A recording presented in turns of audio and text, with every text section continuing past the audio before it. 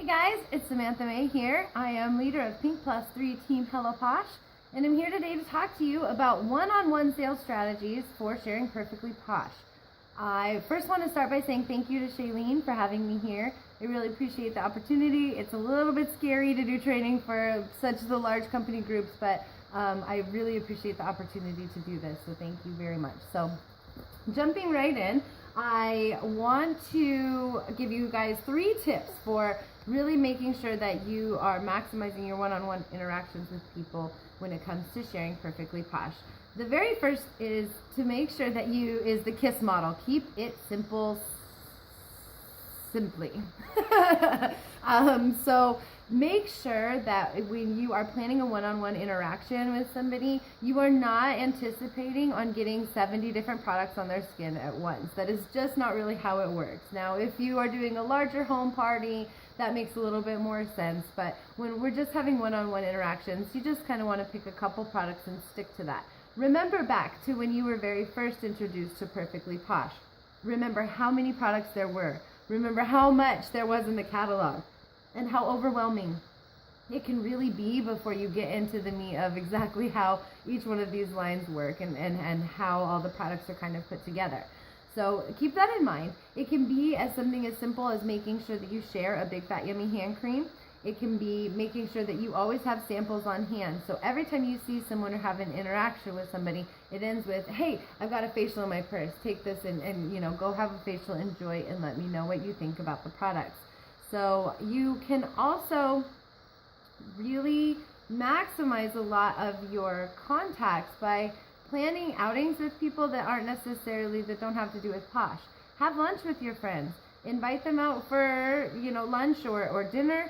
Come over and have tea with them, or have them come over to your house and have tea. And make sure each one of those interactions at some point you do share Posh with them. I have been hosting Taco Tuesdays at my house this year, and it's an open invite to my house where anyone can come over. It is not a Posh party. It has nothing to do with Posh.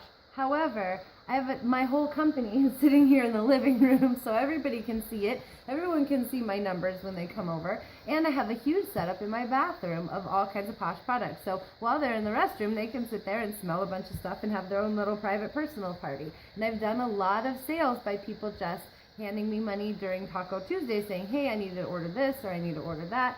I have actually never done a home party I did one home party. In the whole year I've been with Posh, I've done one home party at my house that was an actual Posh home party at my house. I've done one home party at someone else's house that was an actual house party at someone else's house.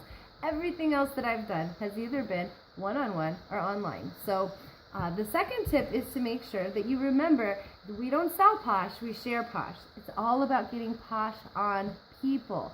So for me, the one-on-one interactions is a great way to make sure that I'm continuing to do that.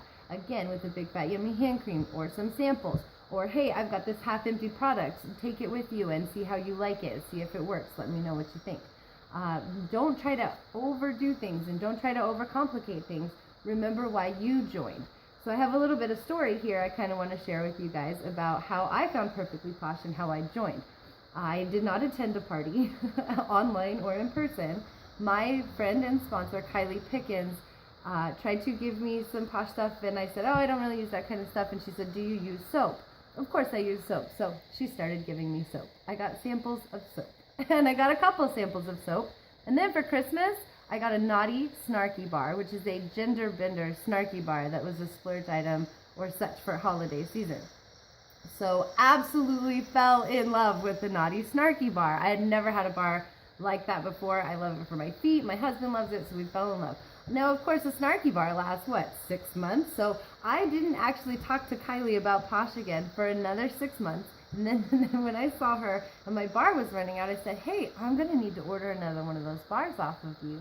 Ours is getting low. At that point, she went to hand me a catalog and some samples, and I said, don't worry about the samples. I don't really use that stuff.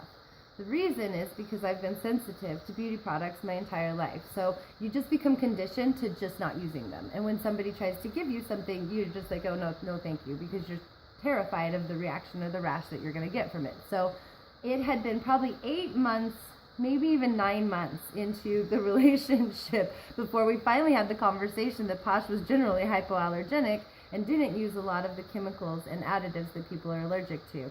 Kylie sent me home with a whole bunch of samples and asked me to try and see what I was allergic to so we could figure out what I was sensitive to or not and what would be okay. She had no idea I was going to join, and I did. I joined. I've been with Posh for almost a year now. My company has sold over $100,000 in the soaps and lotions, and I am pushing $10,000 in personal sales myself. So it's amazing what can happen when you just give somebody soap samples. So my third point that I want to share with you guys, and this is also very important, you don't have to do your one-on-one sales in person. You can do it online as well. We always talk about the fortune being in the follow-up and making sure after you send samples, you send an email, hey, did you get the samples? Hey, have you tried the things? What do you think about it? And our Posh contacts that are normally going to happen throughout the course of business as we let people know splurge is on sale and yada yada. But the most important thing that I have found when it comes to really generating one-on-one sales through interaction is making sure that you are doing the touch points of contact in between Posh contacts where you don't talk about Posh at all. So it's very important that you go through every single one of your contacts that has bought from you or have gotten samples from you and just ask, how are you today?